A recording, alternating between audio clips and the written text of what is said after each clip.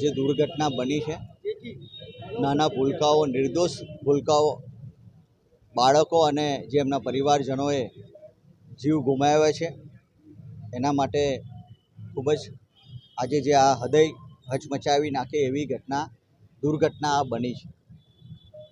માનવ જીવન એ અમૂલ્ય છે, જેનો કોઈ મોલ ના લગાવી શકાય. આજે જે પરિવારજનોએ પોતાનો કોઈને દીકરો ખોયો હોય, કોઈ નાનો બાળક ગુમાવ્યું છે, એની જે વ્યથા છે, એની જે વેદના છે, એની શું પરિસ્થિતિ હશે.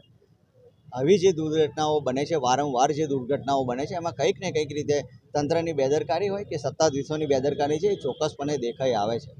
આ જે દુર્ઘટનાઓ બને છે, કંઈક ને કંઈક રીતે આગ લાગવાનો જે બનાવો બન્યા છે, તક્ષશિલાનો સુરતનો બનાવ હોય, મોરબીનો જે ઝૂલતો પીલનો જે બનાવ બન્યો છે, સાથે જે વડોદરામાં બોટકાંડનો જે બનાવ બન્યો છે, અને આજે આ 2 દિવસ અગાઉ ફરી આ રાજકોટની આ દુર્ઘટના ઘટી છે. એટલે આ ચોક્કસપણે અધિકારીઓને કંઈક ને કંઈક રીતે જે રીતે એનઓસી આપવાની હોય છે, પરમિશનો જે આપવાની હોય છે, એમાં એમની જવાબદારી બને છે કે તમામ જે વ્યવસ્થાઓ ત્યાં હોય છે એની તપાસ કરવી જોઈએ.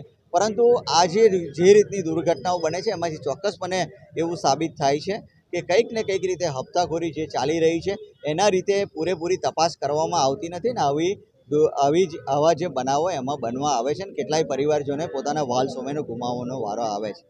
આજે શહેર જિલ્લા કોંગ્રેસ સમિતિ દ્વારા તમામ મૃતક પામનારને શ્રદ્ધાંજલિ અર્પણ કરવા માટે અહીંયા કાર્યક્રમ રાખવામાં આવ્યો હતો.